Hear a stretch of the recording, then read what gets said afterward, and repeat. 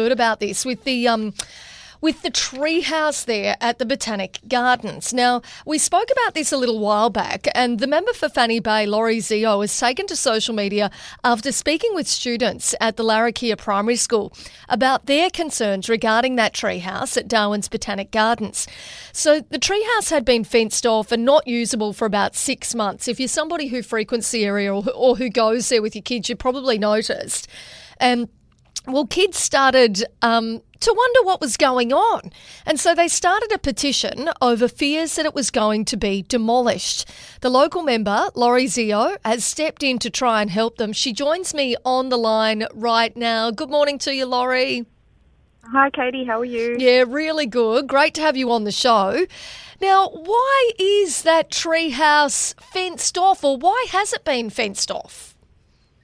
So I think in early August, late July, early August, the assessors went in and did a bit of a safety inspection on the treehouse after some concerns were raised, and they found that there were a few safety concerns. So they've kind of fenced it off and made sure that it was safe and nobody could do anything. And they hadn't quite come up with a plan with what they were going to do. So it kind of sat fenced off for quite a while.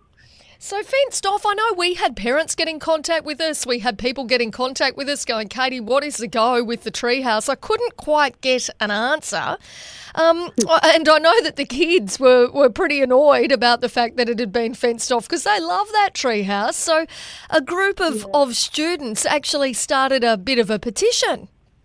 Yeah, well, I'd been contacted by a couple of members of the community, and they had a chat to me about their concerns with it and making sure that I knew that it was a very important part of infrastructure in the Botanical Gardens. And then I got a letter from the Larrakeyah Primary School. There's one of the teachers there, Erin Medham. She's an amazing teacher. She has got a group of kids called the Botanical Gardens Explorers. Yep. And they travel into the Botanic Gardens and they do, lots of different assignments and stuff and work in the Botanic Gardens. And they'd obviously noticed that the treehouse was fenced off and they'd sat and watched it for a little while. So they wrote to me and sort of said, hey, I want to invite you into the school. Can we come in and have a chat about it? I went in about 3 or 4 weeks ago and had a chat to these kids who all had drawings and plans of grand ideas of what they thought the playground could look like. Had a chat to them. They were really concerned because they wanted to see the playground stay, the treehouse stay as it was. They loved the old school kind of feel of it. They liked that it was adventurous and not all kind of new and flash. Yep. So they were really concerned that it was going to either be destroyed and brought down, or it was going to be completely replaced with a new fancy treehouse, and they didn't want to see that happen. So I obviously had a few conversations, as I said, with people in the community as well. So I wrote to the Minister for Parks and Wildlife, Mary-Claire Boothby, and had a chat to her about it, and she did what she could do on her side of things, and Parks and Wildlife worked with the Department of Infrastructure and Planning, and they've come up with a bit of a plan. So the tender's going out. Hopefully it's contracted out in January or February next year, and the works will start in about March, and the playground will be completed hopefully by the time of the middle of the school year holidays in June next year. Oh, how good. I love it when this common sense prevails. And I can certainly attest that Erin Medham is an absolute legendary teacher. She taught one of my children as well. So I'm not surprised that she's helping the kids to make sure that their voices were heard as well. I think that that's such an important thing to do. Yeah, she's an amazing teacher. I had her teach one of my children as well when they were young. So absolutely amazing teacher.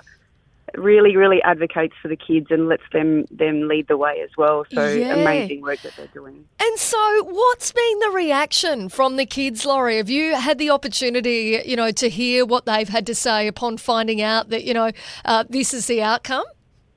Yeah, they're amazed. I met them at the Botanic Gardens and presented them with a bit of a letter that gave them an overview of what the plan was, and I said to them, I'm really sort of sad to tell them that it was going to take a little bit of time and it wouldn't be until June next year, but they were absolutely ecstatic. They didn't mind that it would take a little bit of time to get it right.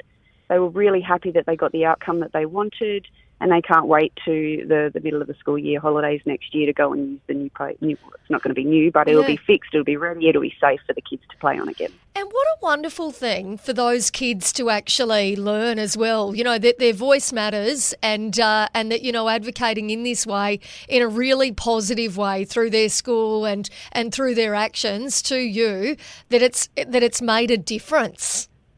Absolutely, a bit of a lesson in advocacy there, I think. Those kids are absolutely excited, and Erin met them. I think she's more excited than anybody. The process that she implemented worked, so it's awesome. Really good to have a good news story today. It is really good to have a good news story today. Laurie Zio, I loved this when I saw it on your social media page yesterday. I thought I've got to get you on to have a chat and find out. I'm going to have to catch up with those kids as well at some point, I reckon. I love what they've done. Good on them.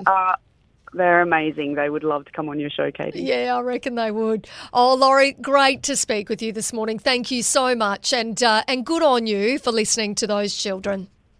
No worries at all. Thanks for having me. Thank you. Have a great Christmas. You too. Thanks so much.